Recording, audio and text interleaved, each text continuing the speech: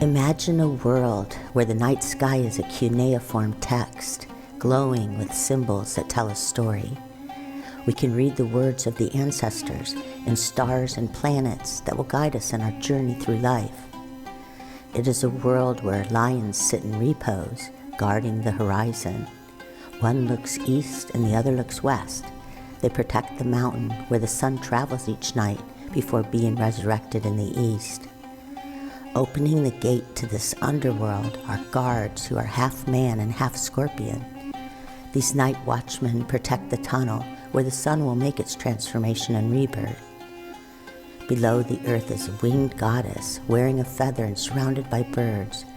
She is in charge of cosmic order, crouching and guiding the sun on its underworld journey.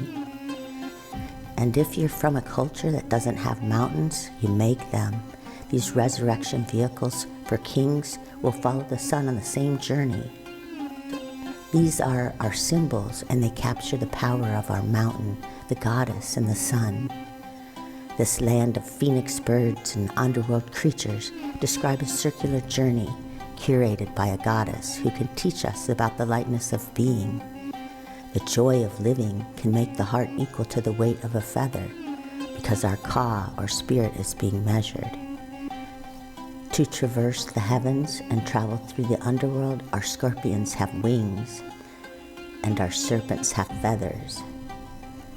10,000 years will pass before they will discover what was carved onto stones. They will say they are vultures playing with skulls because they have forgotten the teachings. They cannot know the power of our mountains, ziggurats, the scorpion, our crouching and winged goddess and sun. They've forgotten the underworld abyss, and why our creatures sit in repose. It takes time for a transformation to occur. We carved 3 bags at the top so that they might look inside and remember. To understand us, you must decode the night sky. We are the Babylonians, and we can read the stars. Astrology is a way of exploring the evolution of the human imagination and what ultimately became its myths and religions. We can use it to peer both forward and backward in time. The night sky connected cultures across great distances because we were observing the same stars. By decoding the night sky, we can understand the world the way the ancients viewed it. The starry sky has always captured our imagination as a place of wonder and inspiration. Even today, we can trace the same celestial highway and observe the cast of characters as planets and constellations that gave rise to the many stories that shaped our earliest beliefs. We are also seeing the light of stars that took tens of billions of years to reach the Earth. On that scale, looking back thousands of years to understand what the ancients wrote about astrophenomena is like reading a postcard sent to us just a few days ago. Long before the Greeks were translating Sumerian words into myths, the Babylonians were cataloging the stars. In fact, today we are discovering how many Greek stories, such as Perseus and the Hydra, came from the way cuneiform script can have several meanings. Most of our myths can be traced to celestial phenomena described by the Sumerians and perhaps older and unknown cultures. In the same way the modern Bible was consolidated, rewritten, and reinterpreted over the many centuries, what we read about astrology today is a homogenized and watered-down version of a more ancient story. The Mesopotamian Valley is one of the first agricultural civilizations, and while astrology was born in this region, zodiac signs can be found in petroglyphs at Göbekli Tepe and Ratnagiri that date back to 10,000 BC. Babylonian astrology developed around 1250 BC, but the Sumerian names of their star catalog reveal how people were decoding the night sky during the Bronze Age. Prior to migrating to Canaan, Abraham was said to be a magi who came from Ur in the Mesopotamian region. This image also portrays the journey of the sun as a phoenix with 2 lions looking east and west. The Egyptians calculated the location of planets using methods originating in Babylon. Our original archetypes have the same roots. It is politics that shaped them into different narratives. We actually find the flood story in Tower of Babel and the Epic of Gilgamesh from Sumerian tablets. The ancients believed that activity in the heavens was a precursor to what will happen on earth. The Magi, or Amanu, could forecast events by watching the planets and stars as a way of interpreting the divine. Each constellation had a story to tell, and each planet was a god. As the planets moved from one constellation into another, their patterns of behavior gave each their distinct characteristics. We can apply this practice to modern times. The planet Uranus is associated with technological advances, and Pisces embodies the melting pot of civilization. Uranus moved through Pisces from 2003 to 2011, when technology and online shopping dissolved the old world of bricks and mortar. We can only wonder what the pandemic would have been like had we not moved to an online world. In this way, the behavior of the deities or planets through the constellations guide humanity. Whether in Egypt, Babylon, or Mesoamerica, pyramids were built to observe the equinoxes and solstices. Star alignments allowed the ancients to predict the onset of the rainy season, important for the management of these budding agricultural societies. Like the mountain and resurrection vehicle for the sun and kings, these monuments allowed the ancients to follow the movement of the sun. Each of these cultures also portrayed deities carrying square bags.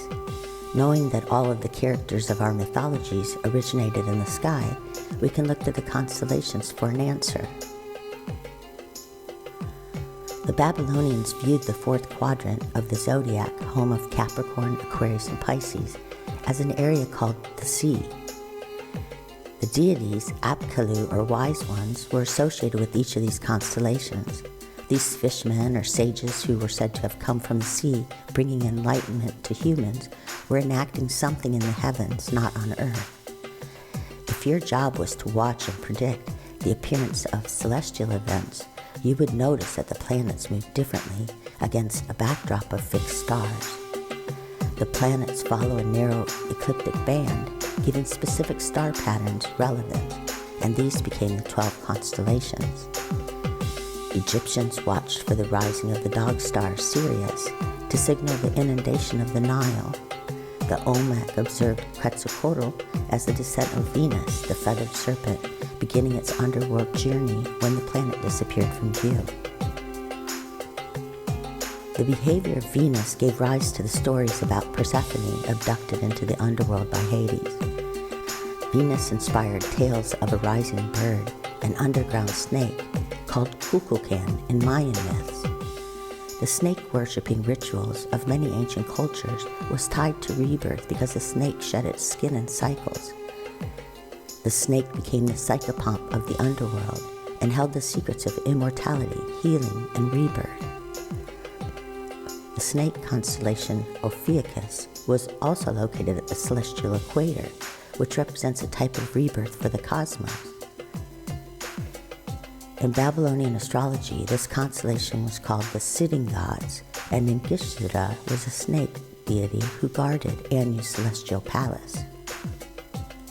In ancient times, Venus was actually called Lucifer, bearer of light.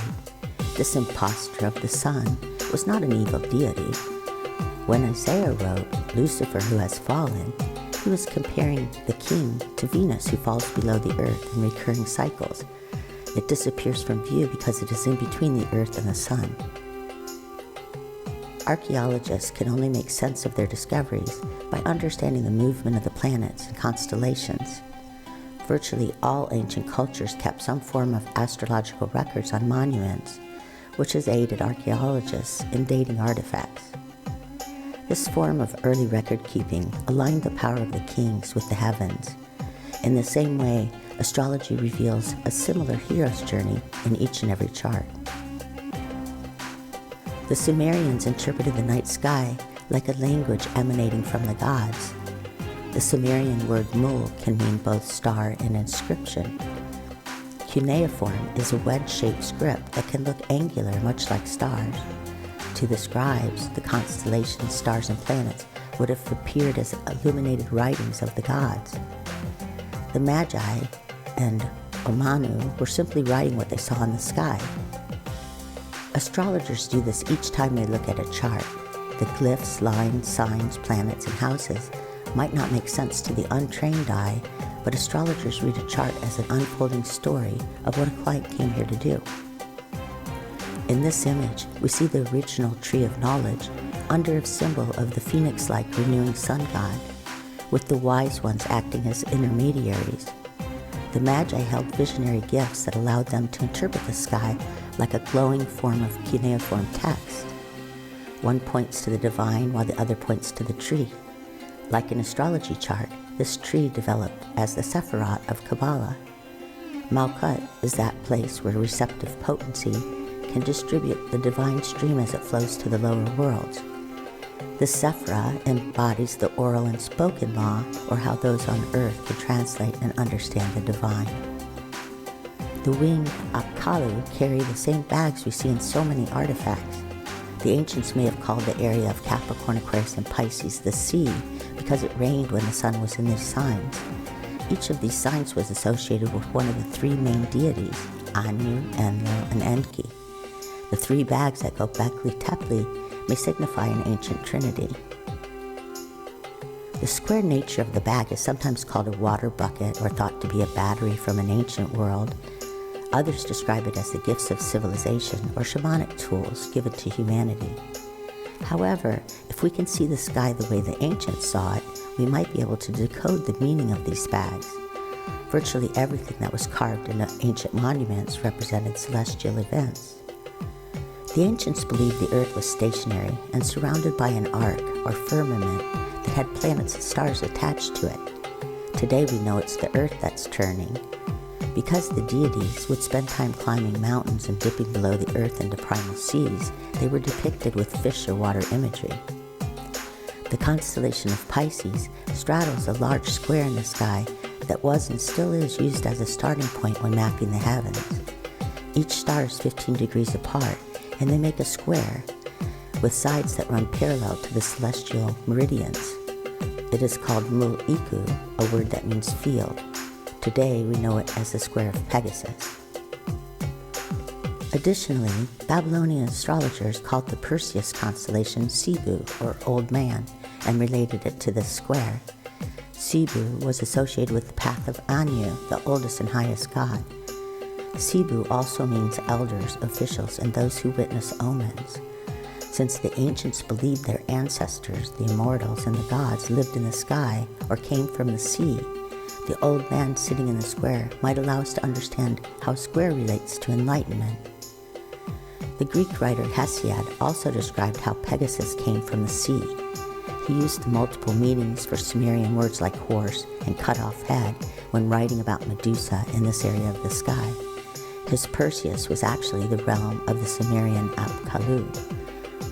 We can begin to see how what they carry, like a bag, can represent both the Apkallu's hidden wisdom, written in the stars, and the Amanu's ability to read them.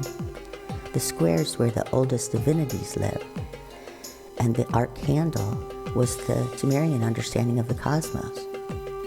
Additionally, these bags are often paired with the pine cone. Named after the pine cone, the pineal gland regulates sleep and dreams.